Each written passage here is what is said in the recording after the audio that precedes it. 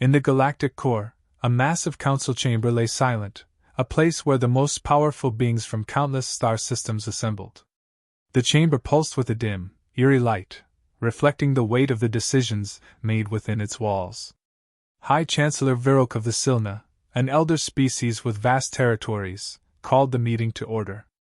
His voice, like a rolling thunder, resonated through the hall, and his gleaming scales rippled in hues of authority and age. Around him, representatives of numerous species settled, ready to discuss a pressing matter: the newcomers, humans. A faint hum filled the air as the screen at the center of the chamber displayed Earth. Images of cities, sprawling landscapes, and the humans themselves flashed, each slide intended to show the simplicity and, to some, the primitiveness of the species. Their planet was small, their technology inferior by galactic standards, and they relied on combustion engines and fossil fuels, things the Council had long abandoned. Yet, a shadow of unease permeated the room. Ambassador Kelvar, a tall, silver-skinned figure from the Rivek, stood up. His voice, soft but carrying a peculiar gravity, cut through the chamber's murmurs. "We have observed humans for some time now," he began, his tone carrying both caution and respect. "Though their technology is indeed primitive, I urge the Council to think carefully before dismissing them. They are adaptable, resilient, and there is something about them that unsettles even the most fearsome of species." A rumble of laughter filled the room. From the SEK-10, a race of towering, armored beings, a representative sneered. "You speak of adaptability, Kelvar, as though it is unique to these humans. We all evolved. We all survived. You can't possibly be suggesting they pose a threat?" Kelvar maintained his composure, his gaze unwavering. "I've observed something about them, something that goes beyond mere survival. They have companions, creatures that fight alongside them. Not subjugated, not tamed in the way we understand, but bonded." This remark drew a skeptical murmur from the assembly. To most advanced species, the concept of relying on a less intelligent life form was laughable. The Council members had long since perfected biological engineering and cybernetic enhancements. They didn't rely on animals as allies. Kelvar noticed their disdain but pressed on. "I understand your doubts," he continued, "but during my observational period, I saw instances where humans not only cooperated with their so-called predators but relied on them for survival. They possess a unique connection with a wide variety of creatures on their planet, creatures that others would consider feral, deadly, even uncontrollable." A young delegate from the Trelza, a species with a reputation for fierce military prowess, interjected. "So what? They've tamed beasts to fight? Is this not a sign of their barbarism?" Kelvar shook his head slowly. "It's not taming in the way we understand. These beings, humans and animals alike, display a peculiar loyalty, a shared purpose that goes beyond mere domestication. They do not use control mechanisms, no psychic links, no neurocollars. Their bond appears mutual. The predators do not serve, they protect." The council chamber grew quieter, as Kelvar's words stirred a strange disquiet. Chancellor Virok watched with narrowed eyes, clearly unpersuaded but intrigued. "You're suggesting, Kelvar, that humans are a potential threat, because of these animals?" Kelvar inclined his head. "Yes. And not solely because of the animals themselves, but because of the unpredictability they bring. I believe humans may react in ways that we cannot fully predict, particularly if provoked. I urge caution." A high-pitched laugh echoed from the Sarek, a serpentine species whose technology surpassed nearly all others. "Caution? Against a species still fumbling with basic space travel? Ambassador, you give them far too much credit." Kelvar sighed. "Underestimating them would be a grave mistake. They are resourceful, with an unusual capacity to turn adversity into strength. We saw this during our covert probes. They salvage, adapt, and they improvise."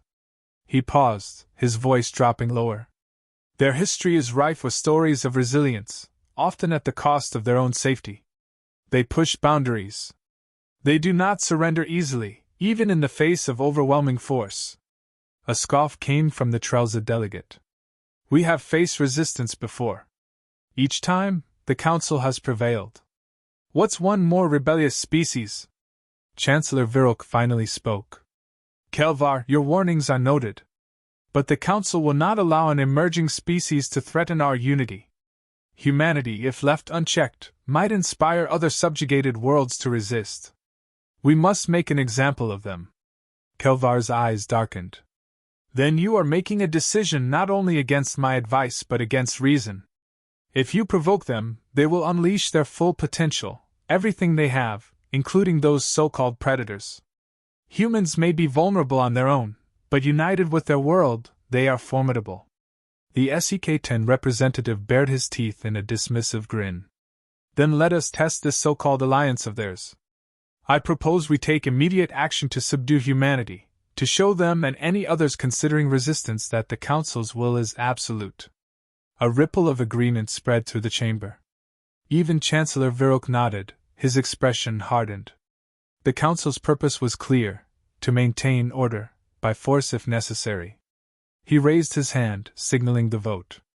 Kelvar could only watch in silence, his unease growing with each passing second. The Council members raised their hands, one by one, in favor of the strike. He clenched his fists, his warning falling on deaf ears. Perhaps they were right. Perhaps humanity was nothing more than a curious but ultimately weak species. And yet, he couldn't shake the feeling that they were making a mistake. The Council adjourned, the decision final. A message would be sent to Earth, not of diplomacy but of dominance. An invasion force would be dispatched, their orders clear: subdue humanity and bring the planet under Council control. As Kelvar left the chamber, his mind echoed with his own words. They had overlooked humanity's strength, their tenacity, their bond with the unpredictable creatures of Earth. And now, the Council was about to learn just how deeply they had underestimated this peculiar species. The invasion force from the Galactic Council descended on Earth in the early hours, precision crafts darkening the skies as they positioned themselves over key cities and military installations. Their advanced weaponry gleamed under the atmosphere's unfamiliar sun, alien symbols and machinery pulsing with energy meant to subdue entire civilizations. The Council had arrived prepared, armed with technology designed to neutralize resistance, disable defenses, and enforce total compliance. The initial strike was swift and devastating, with localized EMP bursts knocking out communication networks, weapons systems, and power grids in a single stroke. Humanity was caught off guard, the sudden blackout plunging cities into confusion. Alarms blared, and the streets buzzed with voices of fear and disbelief. But amidst the chaos, a clear, unspoken resolve took shape. Military leaders quickly adapted, pulling up old contingency plans, organizing defenses, and coordinating from unaffected outposts. Civilians mobilized alongside them, some joining as volunteers, others organizing neighborhood watches, some with medical supplies or knowledge, but all ready to face the incomprehensible threat looming overhead. As ground units began to deploy, Council forces encountered their first shock: resistance. Not scattered, panicked mobs, but coordinated groups that adapted to the alien tactics with startling speed. Humans abandoned open confrontations, pulling back into cities and forests, using the terrain to their advantage. Council soldiers, trained to rely on tech-enhanced combat, soon found themselves on foreign ground. In place of blasters and brute force, humans employed guerrilla tactics, hitting fast, then vanishing before the aliens could strike back. Then came a phenomenon the aliens couldn't have anticipated.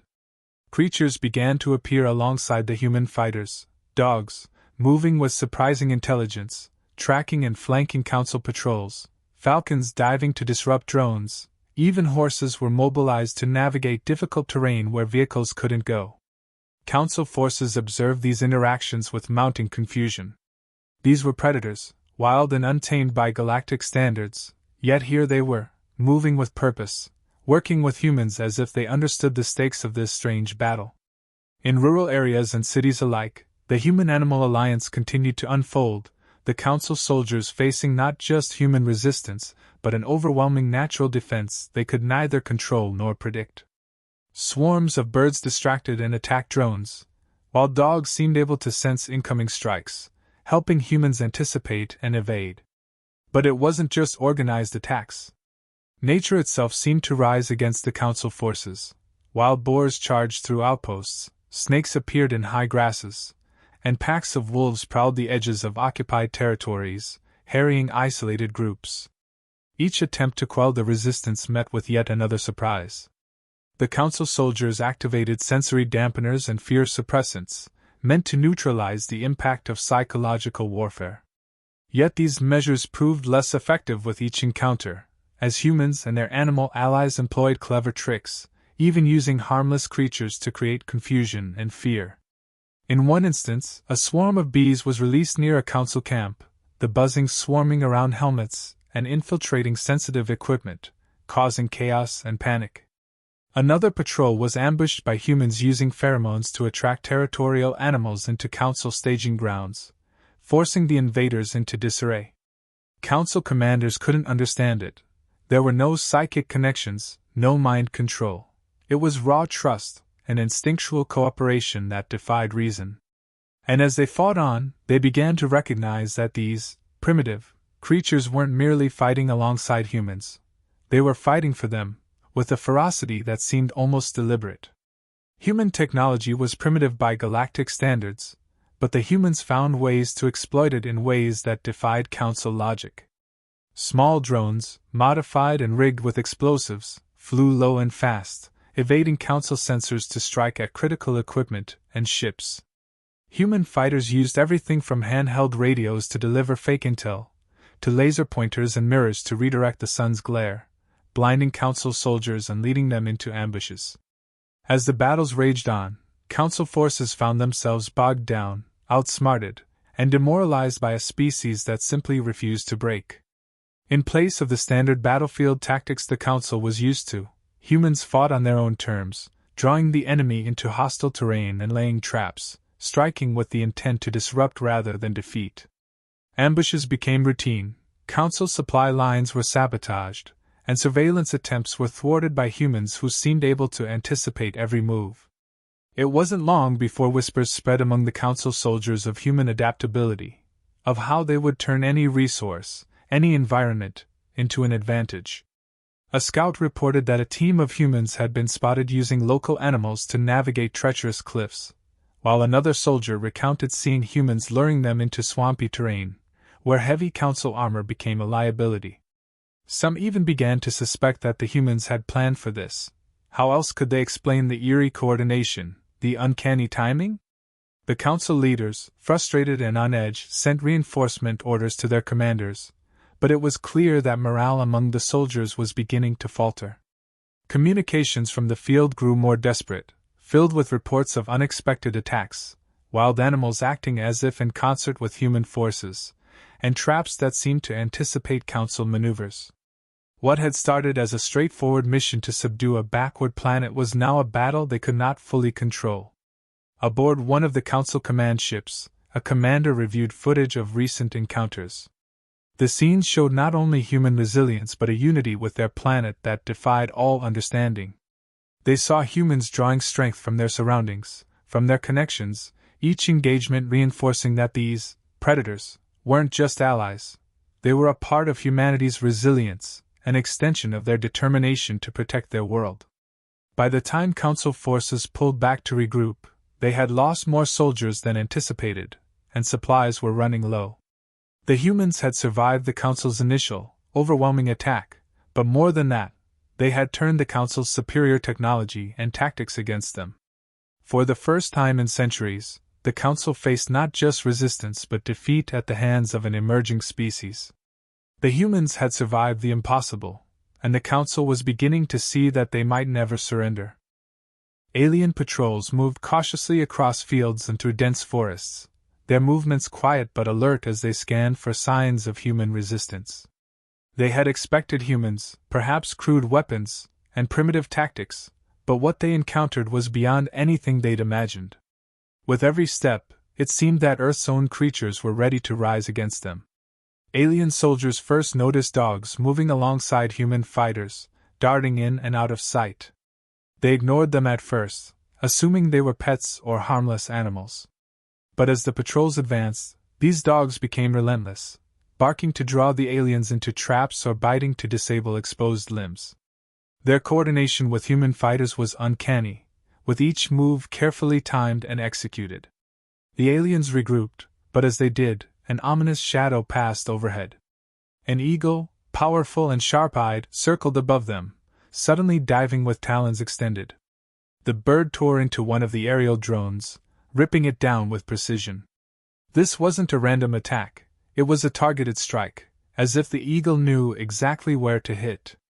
A second drone dropped in a flurry of feathers, the aliens below watching in stunned silence as more birds gathered, attacking any aerial units they spotted. Eagles, hawks, and even smaller birds like crows seemed to share an understanding of which devices posed a threat, knocking them down with an efficiency that threw the aliens into disarray. Then came the bees. A patrol moving near a flower field began to hear an unfamiliar buzzing. At first, they paid it no mind. But within minutes, hundreds, then thousands, of bees swarmed around them. Small and seemingly insignificant, the insects managed to find every vulnerable spot in the alien suits, seeping into cracks and disrupting delicate electronics with their incessant stings. The swarm blocked their visibility and clogged vents, causing systems to overheat. Soldiers panicked, swatting helplessly as their equipment failed, only to be immobilized by the overload of bites and stings. In the forests, the aliens encountered even greater horrors. Wolves began to stalk the isolated soldiers, creeping through the shadows with glowing eyes and silent steps.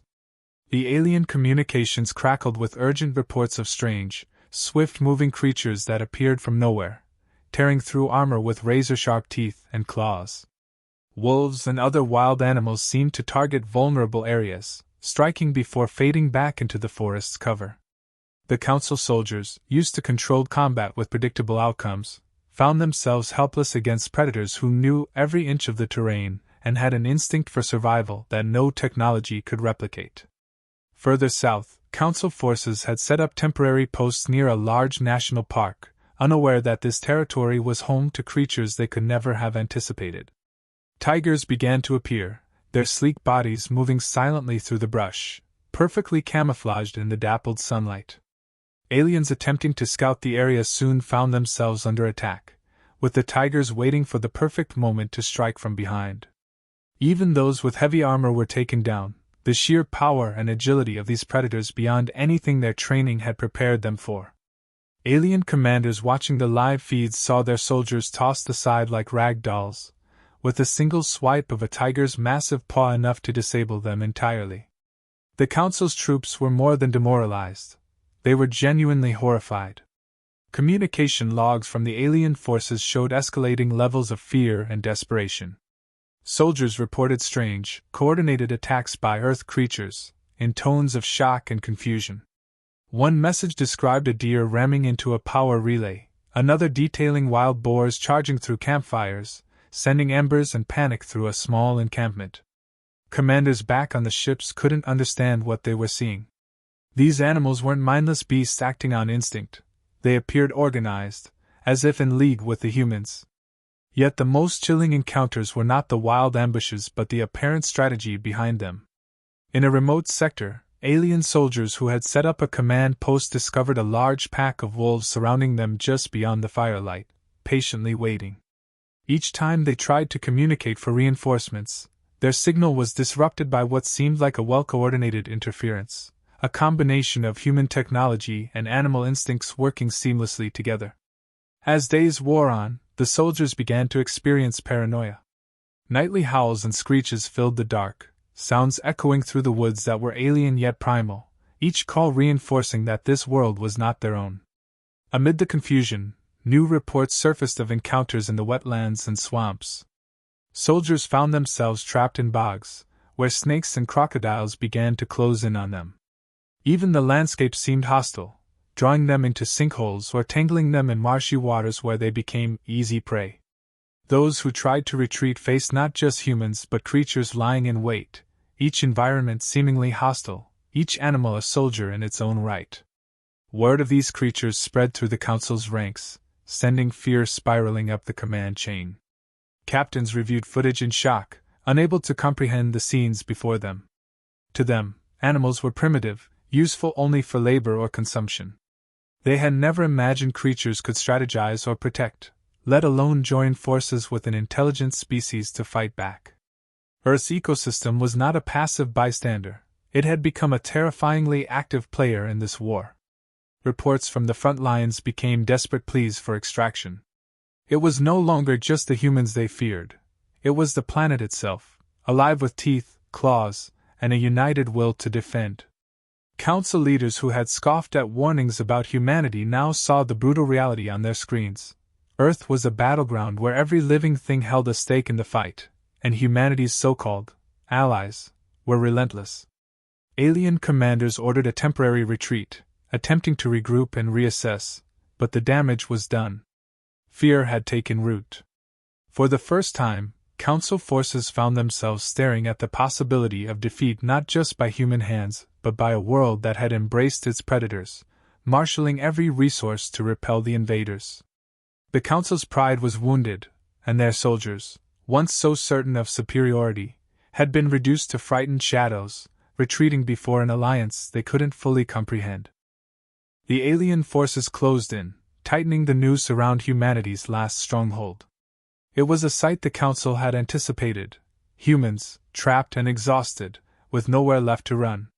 In every direction, Earth's defenders faced the gleam of alien weapons and the cold precision of troops who believed victory was only a matter of time. Resources were running low, and some faces held more than a trace of doubt. The strain of weeks of fighting was visible, every person and animal having already given more than they'd ever thought possible. But then, a human leader stepped forward, raising their voice above the din, their words cutting through the mounting tension. They spoke of the world at stake, the lives of families, friends, and every person who had fought and bled to keep Earth free. They reminded those around them of the endless adaptability, the fierce resolve, and the resilience that had defined humanity through every era. The speech wasn't about glory or bravado. It was about survival, about fighting for the land beneath their feet and for the creatures who had stood with them, side by side, in this battle for life itself. This rallying cry sparked a newfound energy. Each person felt a renewed sense of purpose and unity. Soldiers in makeshift uniforms prepared weapons and ammunition, civilians took up arms with improvised tools, and even children and elders stood ready, determined to protect what was theirs. Humanity had never felt more united, every individual aware that they were a piece of a larger whole, a single, beating heart ready to stand against the darkest odds. The battle began, and the aliens pushed hard, throwing everything they had into a final, decisive assault. Earth's defenders countered with ingenuity and precision, using each street, each forest edge, each natural boundary as part of their defense. Every corner of the city became a stronghold, every rooftop a vantage point. Humans relied on guerrilla tactics honed by generations of conflict and survival, drawing on every lesson they had ever learned. They fought fiercely, adapting with each alien advance, their movements seemingly unpredictable to the Council forces who had never encountered a species so adept at improvisation. But the tide turned when the animals joined the fray. Alien soldiers, already tense, watched in disbelief as Earth's creatures surged forward with calculated ferocity. Wolves dashed from the shadows, biting and lunging with astonishing precision, targeting joints and exposed areas on the alien exocytes. Eagles swooped from the sky, harassing and blinding the aliens, their talons slicing into visors and sensors. Even smaller animals joined the effort, swarms of bats confusing and overwhelming alien drones, and wildcats moving with eerie stealth through the underbrush, silent until they struck. In the city streets, dogs trained by human defenders darted between rubble and debris, their barks signaling traps and pitfalls set by humans, leading alien soldiers into ambushes where they were met by explosions or heavy fire from hidden positions. The Council troops could not trust any shadow, any tree, any movement that crossed their path. Their advanced technology couldn't overcome the relentless unpredictability of Earth's defenders or the seamless bond between humans and their planet's creatures. The Council forces' confidence started to waver as their ranks began to break under the pressure. The psychological impact was devastating. Alien soldiers who had entered Earth confident of an easy victory now faced scenes they could not comprehend. Animals fighting in what seemed like coordination with humans, using Earth's landscape as a weapon. Some began to retreat, haunted by the sounds of creatures hunting and circling. The carefully structured formation of the alien troops disintegrated as they found themselves unable to regroup under the relentless assault. Humans seized this moment. With everything they had left, they pressed forward.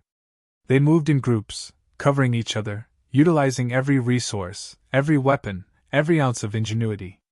Makeshift explosives crafted from household items, weapons scavenged and modified, and every ounce of their planet's resources were used without hesitation.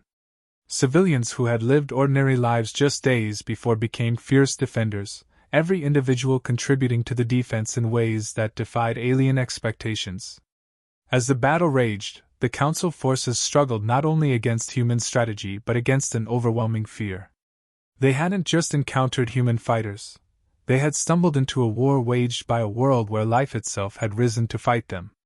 Alien commanders watched as their forces began to crumble, their technologically superior troops outsmarted and overpowered by raw determination and unity.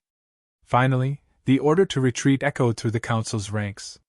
They had come to Earth expecting compliance, perhaps some resistance, but what they had found was a unified planet, a relentless species, and an ecosystem that had defied all logic to stand alongside humans in the face of annihilation. The Council forces fell back in chaos, some abandoning their comrades, scrambling to retreat before the entirety of Earth's defenders closed in. They fled, the might of the Galactic Council forced into retreat by a planet and its inhabitants who had nothing but their will, their bond with each other, and a world worth fighting for. As the last of the alien forces departed, the defenders of Earth stood victorious. The land around them bore scars, signs of the incredible fight they had endured, but they had held their ground. They had survived the impossible, and Earth had proven its strength. Humanity had faced annihilation and emerged, not only stronger but forever bound with the wild, fierce heart of their planet. Together they had turned back the galaxy's mightiest force, leaving an unforgettable message for any who would dare to challenge them in the future. Earth would stand, unyielding, in defense of its own. The Council chamber was tense, silent except for the whispered exchanges between members, as they awaited the return of their forces. They had sent what they thought was an unstoppable army, yet the few soldiers who managed to escape Earth's grasp now returned battered, their faces hollow, speaking of horrors they had never imagined. The Council members sat stunned, as report after report painted a nightmarish picture. Each soldier's testimony was worse than the last, describing a planet where even the creatures fought with humans, a planet that had rejected their advanced technology with sheer determination and raw, primal power. The ambassadors, generals, and officials who had scoffed at humanity now found themselves lost for words. None had thought that a primitive species could withstand the might of the Council's forces. They had expected an easy conquest, a display of dominance to assert their power across the galaxy, but they had miscalculated terribly. It was no longer just a question of technology or numbers. They had underestimated the will to survive, to protect, and to defend that had emerged so powerfully from the humans and their world. Sitting among the Council members, the ambassador who had warned against this mission looked on with a mix of sorrow and vindication. They had tried to speak against this course of action, had warned the Council of humanity's unique qualities and the dangerous unpredictability that came with them. But they had been ignored, dismissed as overly cautious. Now, with the evidence of humanity's ferocity laid bare, their words felt like a chilling prophecy come true. The ambassador's voice, though steady, carried a weight of apprehension as they addressed the assembly once more. "Humanity is not like other species," the ambassador began. "They are bound to their world in ways we do not fully understand. They draw strength from it, from each other, from even the smallest life forms around them. This is not just a species, it is a force, and it is not one we can afford to treat lightly. They may seek peace, yes, but as we have seen, they are willing to unleash every means at their disposal to protect what they hold dear. We have learned the cost of underestimating them." The Council members, many still unwilling to admit their mistake, murmured among themselves. Some argued for another assault, claiming that Earth's forces had merely gotten lucky, that they could regroup and strike again. But others, the ones who had watched the footage, who had seen the fear etched on the returning soldiers' faces, hesitated. The ambassador's words held too much truth, and none could ignore the reality that Earth's defenders had dealt them a devastating blow, one that would not soon be forgotten. In the days following, the Council struggled to reconcile their former arrogance with the hard lesson they had been taught. Plans for expansion were put on hold, new strategies drafted with caution, and Earth was marked as a planet to be observed, respected, and avoided if possible. The word spread quickly among the Council worlds. Humanity had proven itself formidable, not merely a primitive race but one that could rally an entire ecosystem in their defense. Other species took note, allies and adversaries alike recognizing a shift in the galactic balance. Humanity had shown what they could do when threatened, and this changed everything.